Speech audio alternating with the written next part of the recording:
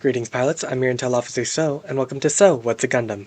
In this podcast, I'll try to answer questions that commonly come up about the Universal Century, which is the main timeline of Gundam, and try to make them easier to understand. Content warning, I'm gonna make mistakes. I might forget something that's really important to what I'm talking about, or I might have a gap in my research. And I'd be happy if you let me know what I got wrong so I can correct further. If you do have something to correct, please leave it in the comments with the timestamp to let everybody know where I got something wrong. Today, our subject is, drumroll please, what's a Gundam? But first, to talk about the Gundam, we need to talk about Operation V, or better known, Operation Victory. So, what led up to Operation V? Well, it was rumored that the Principality of Zeon was having the secret weapon, mobile weapons as they were referred to. But Earth Federation, they didn't really believe it. I mean, who would? Mobile weapons? Yeah, I move around with guns and tanks and ships. Big deal, big whoop. So they moved on. But then they started getting blueprints from their spies and other people around. That's not real. I don't believe it. Don't care, keep fighting. And then in the early times of the 1 Year War, they started getting absolutely decimated by the Zaku's. And they were like, okay, maybe these mobile weapons are a problem. Oh, this is going to be such a headache. Okay, fine, we'll do something about this. So, Operation V commenced. It was a very super highly classified thing. The Principality of Zeon, I do not believe they found out about it until they made that trip to where the Gundam and White Base was. So, in secret, with superior manufacturing and spy intel about certain Zeon tech, specifically something like the AMBAC system, and other things of the sort, Operation V would be in the hands of Temrei, who we all mostly know as Amuro's dad. And he goes space cuckoo because he got sucked out into space when the Zaku exploded, if I can remember right. This was done in coordination with the Vincent Plan, which was essentially a huge fleet-wide upgrade to the Earth Federation space fleet.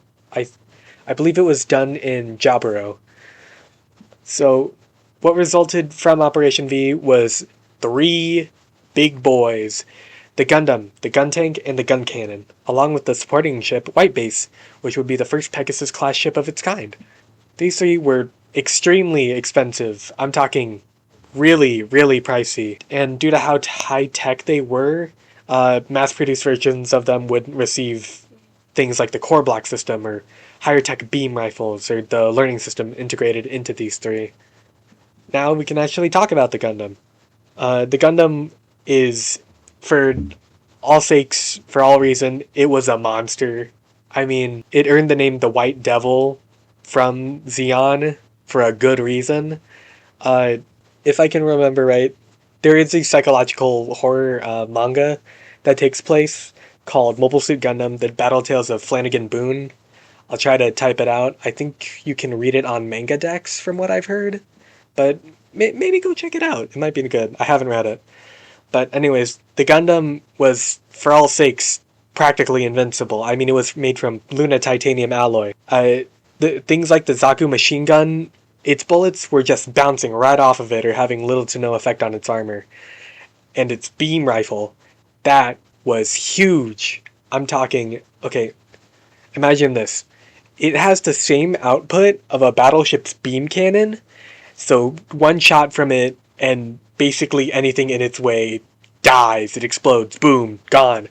And not only that, it had an incredible learning computer that actively collected data on its pilot and opponents to adjust to them. Although eventually this would be used to upgrade its mass-produced versions, like the Gym or the Gundam Ground type, from what I've heard.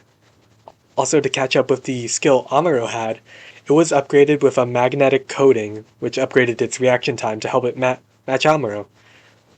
I believe this wasn't done for a while until they got to Odessa. And finally, another significant part of it was the core block system, which was embedded in its torso. Basically, it was a little jet that folded into the Gundam. It allowed the pilot inside to make a quick getaway, which Amuro would do in the final battle. But what makes a Gundam a Gundam? Because over multiple series, you'll see Gundams that all look different, from colors to shape. In Iron-Blooded Orphans, you'll see Gundams that don't even look like Gundams, like the Gundam Fusion, or you might see something like the EZ-8 Gundam that doesn't hold much similarity to its counterparts. Me personally, I would say that what makes a Gundam is the name and the technology behind it. Because usually a Gundam in the series is like the peak of its era. It's like, how do I describe it? It's basically just, if I put a jalopy, like an old time car, next to a, I don't know, let's say a Ford F-150, these two things are incredibly different, and one of them is going to fold when the other one crashes into the other. Weird comparison, but like that's the only thing I can think of right now.